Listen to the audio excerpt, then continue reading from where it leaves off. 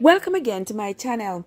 This is Trev from Trevessence, and today we are going to take a look at the new updates into the investigation surrounding the murder of Melissa Silvera. But before we get into that, guys, if you're new here, a very special welcome to you. Thank you so much for stopping by. And if you are a returning traveler, I want to say thank you for your continued support, and Happy New Year, everybody. I'm wishing everybody love, joy, peace, and happiness for this year and all years to come. Now, a few weeks ago, we have been talking about the murder of Melissa Silvera, a Jamaican woman who on November 10th was reported dead. But at that time, it was reported that she had died peacefully in her sleep. Fast forward to 6 weeks later, it was reported that during an autopsy, it was discovered that this woman hadn't died suddenly in her sleep, but in fact had suffered 3 gunshot wounds to the lower body. Since then, her husband, Jalen Silvera, who is a high-profile political member of the People's National Party, he has been under scrutiny, not just publicly, but privately. The Jamaican public and the public in general, we are curious to know what is happening. How could this man not know what caused the death of his wife? We have subsequently been told that allegedly there wasn't a break-in at the house. It was not a stray bullet.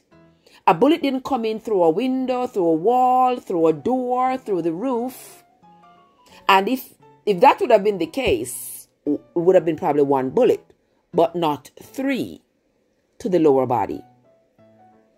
So when you take that out of the equation, that it wasn't a stray bullet from outside, but in fact, the injuries were inflicted inside of the house. It brings you to the question, was the perpetrator someone who lived at the house or someone who was allowed to enter the house? How could the husband not know or not have a clue as to what caused the death of his wife? If I am in my bed with my husband, or even if I'm not at home, and my husband in my mind, but anyway, and my partner dies, I am going to go over that body. I want to see what happened to you, sweetheart. How did you die? What did you eat last night? Whose company you were in? What happened? And I'm sure many of you would feel that same way if your partner suddenly passed away. So I don't understand why there is so much secrecy surrounding the death of this woman. What is causing this? Is it that they're planning? Are they planning another Patrick Bailey scenario? You might wonder what we're talking about, Patrick Bailey. Now, you all remember prominent attorney Patrick Bailey. In September of 2016, he reported to the police that he had awoken and found 51-year-old Jermaine Jr. dead on his living room floor. There were no signs of a break-in. There were no signs of forced entry, but this young man, Jermaine Jr., was dead on the living room floor of attorney Patrick Bailey's house. And Patrick Bailey had no clue who had stabbed Jermaine to death multiple times and who had shot him in the head. That case remains unsolved, like many other high-profile cases in Jamaica. And right now, the people we're really fed up and tired because high-profile politicians and others in high society get away with murder all the time. They get away with doing these things, and it's just the corruption is just so pungent. Everything is shoved under the rug. How much more can that rug hold? So much is stuff underneath the rug. People are not being held accountable for their actions because their money buys them out and their connections buy them out. Now let's get back to the case of Melissa Silvera. The Deputy Commissioner Fitzbailey recently said that he was pleased with the progress of the investigation. He might be pleased, but we are not. Or I guess we are too anxious. I don't know what he knows, but he says he was updated on the case as recently as Wednesday just passed, and he was pleased with what he learned.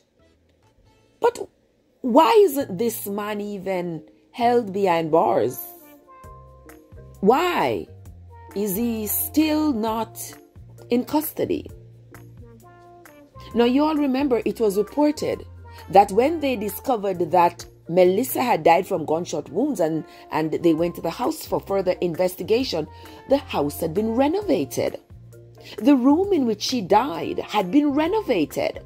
The bed on which she died had been discarded, thrown out, garbage. So the entire crime scene had been so compromised that at this time, the police don't know if they're going or they're coming.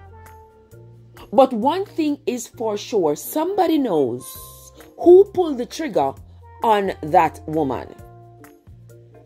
Somebody knows. And that person is not too far from her. Her poor children have to deal with the loss of their grandmother earlier this year. Then they have to deal with the loss of their mother. And now the poor children are left in limbo. Like, where do we go from here? Because now our dad is under suspicion of having murdered our mother. That has to be very hard on those children. But even so, we need answers. We need to know what happened to Melissa Silvera. And I know we need to leave the police to do their job, but the way corruption is rampant in Jamaica, leaving that in the police's hands and waiting for them to tell us something, it probably will they'll just use time to make us forget about it. Just as how you remember when Peter King, the trade commissioner, was found dead in his home? Y'all remember that? There were tapes, they said, allegedly, that there were multiple tapes of politicians, TV personalities, police officers, and entertainers all committing salacious acts together. Lots of buggery and all of that was going on, allegedly. But those tapes, nobody ever heard a word about them again. Nobody. The guy Sheldon Pusey was eventually arrested and sentenced to life in prison for the death of Peter King. But that still does not stop the corruption in Jamaica. Lots of high-profile cases get shoved underneath the rug. The witnesses disappear, and eventually, with new crimes being committed, we eventually forget about the ones that were important before. So now we are waiting for the director of the Deputy Director of Public Prosecution to come and tell us where the investigation is going, what new information has been learned, so that we can calm our minds and know that this woman gets justice, because this woman deserves to get justice.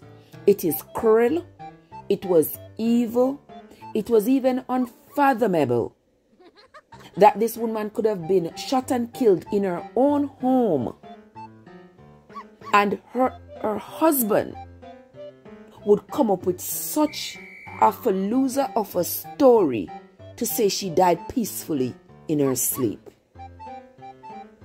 That, to me, is the highest order of betrayal. But we're going to wait.